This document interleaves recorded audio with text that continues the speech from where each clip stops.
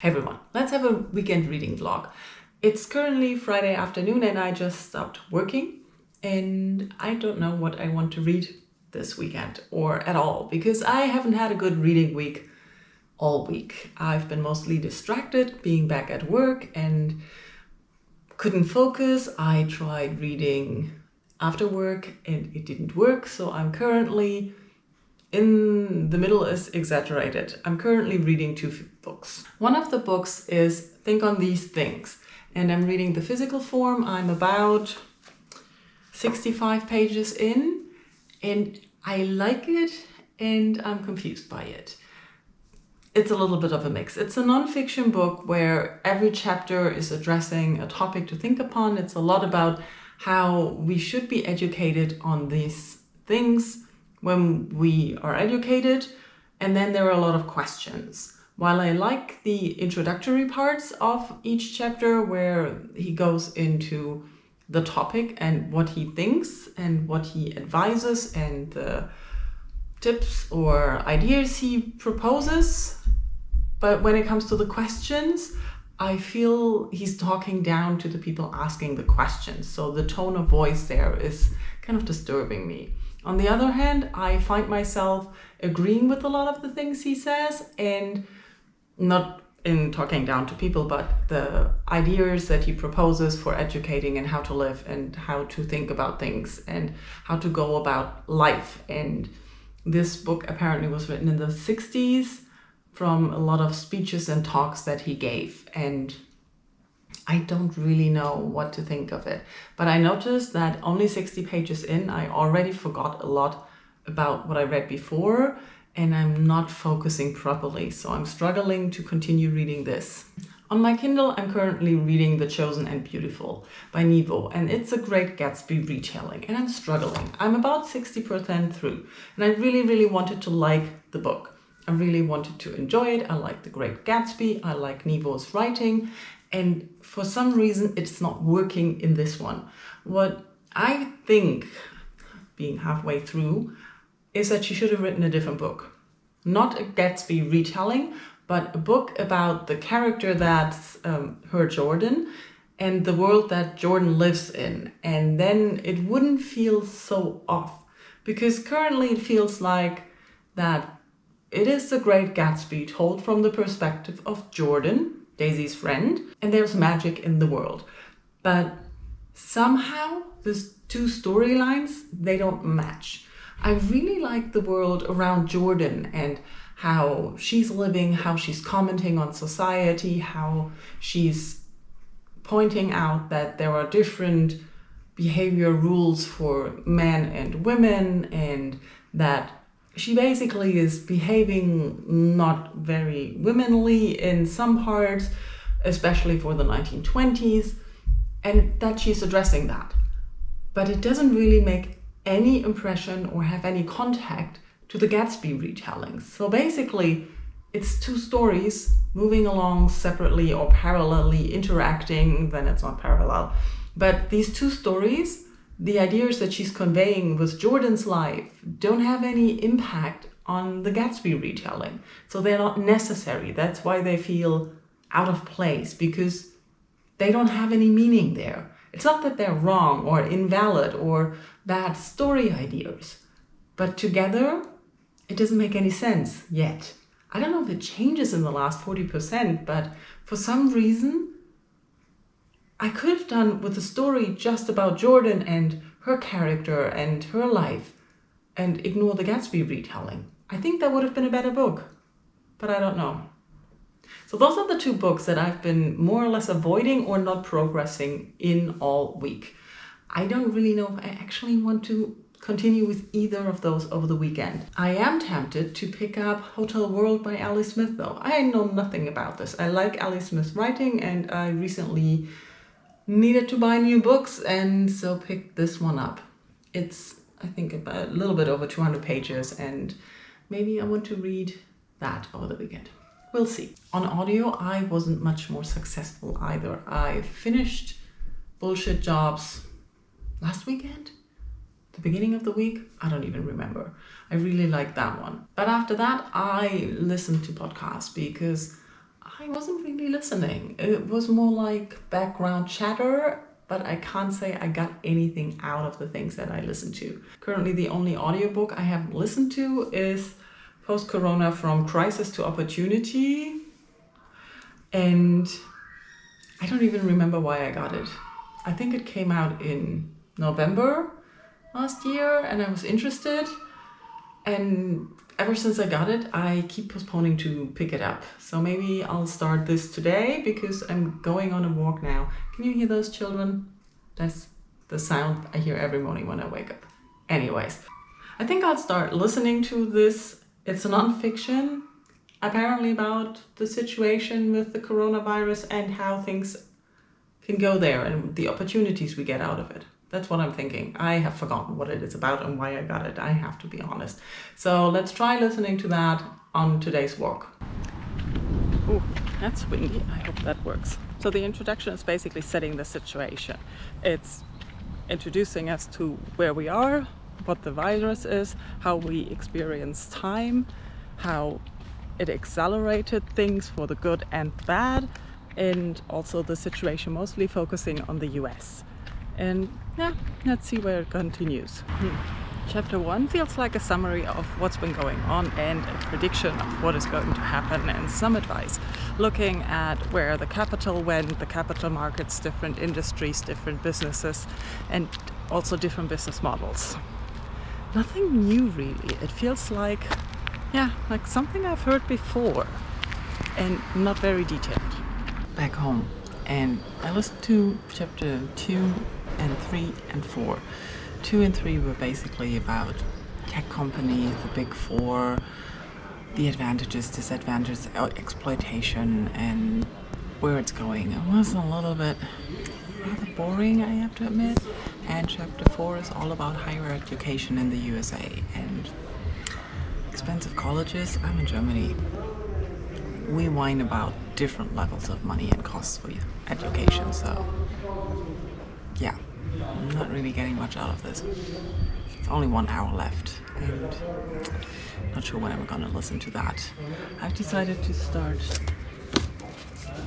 a little bit on Hotel World though. Let's see how that goes. Well, that didn't go so well. I read 5 pages, but I kept getting distracted or I had to refocus, reread every sentence. But it's an interesting start. I think the narrator is a ghost. I think so.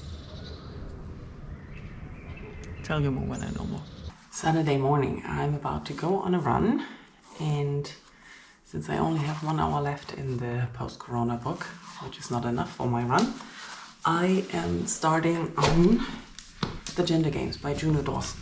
I have no idea what exactly to expect, but I heard a lot of people say that the audiobook and the book is good, and I'm not really in the mood for anything, so why not take that? Talk to you later.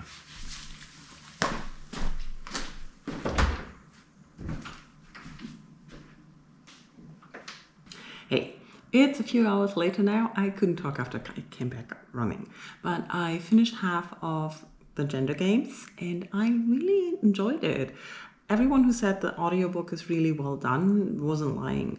It started off by giving us an introduction of what gender is and gender stereotypes, and then it launched into a lot of memoir type, looking back at her life and explaining how she felt and looking back at it from her perspective now as a woman after transitioning and understanding better her reactions or herself from that time back when she was still a man or a boy, because there's a lot of childhood stuff as well.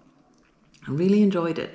What I always notice in books that talk about gender and gender change and gender stereotypes especially, that I have trouble completely identifying or following. And I don't know if it's because most of those books I read were from England or Ireland, where things are probably different than here in Germany, or if it's because my parents completely neglected to teach me about gender stereotypes. I have never been forced into any gender stereotype, and I completely fail at being feminine. And that was as a kid as well. And so I always find it very interesting because it explains why so many people struggle with gender stereotypes. While for me, they don't really appear as that much of a problem because I mostly ignore stereotypes. But I don't know. Then I also read some more pages in Hotel World, and I really like that. I know I like Ali Smith's writing, and I still don't really know what the book is actually about. But as I said, it started off with a ghost being the narrator, and now we found the person that she was before she turned into a ghost, and we learned a little bit more about her. I'm still only 30 pages in, so there's probably some more story happening. So far, I enjoy it. I went food shopping and listened to the last hour of the post-corona audiobook. And the 5th chapter starts off, which sounded like a love letter to capitalism, and I was really frustrated. But then it took a little bit of a turn and going more into how the US basically suffered in dealing with the pandemic and how it protected the shareholders, and basically how the government was rendered incapable due to previous decisions made.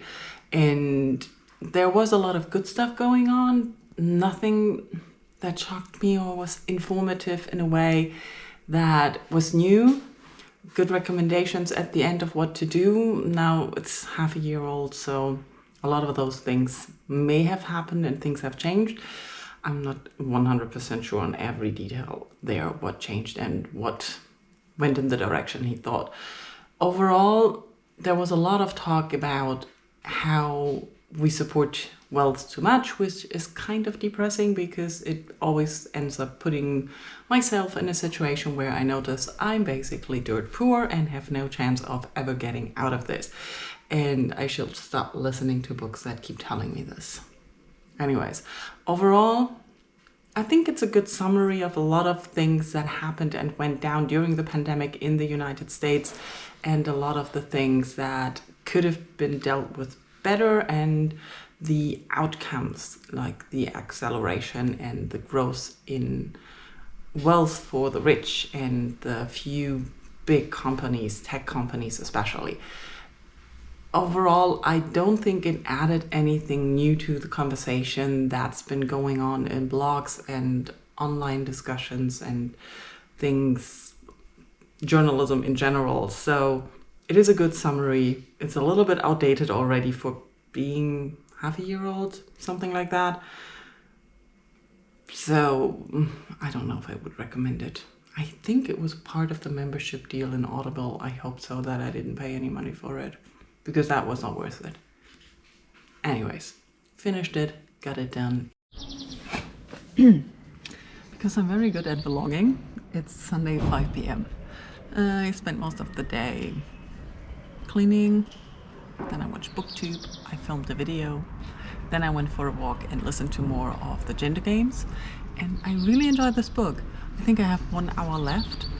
She talked a lot about more her transitioning and thinking about transitioning and the experience with the actual transitioning process, but also about toxic masculinity and feminism. What I really liked about the way she talked about toxic masculinity is that it is affecting everyone, especially when it comes to the gender stereotypes as men, and how I've heard this before, that people who don't want to identify as men but identify cisgender male, that there is not really an option, and it's more about not wanting to be seen or identified with other men.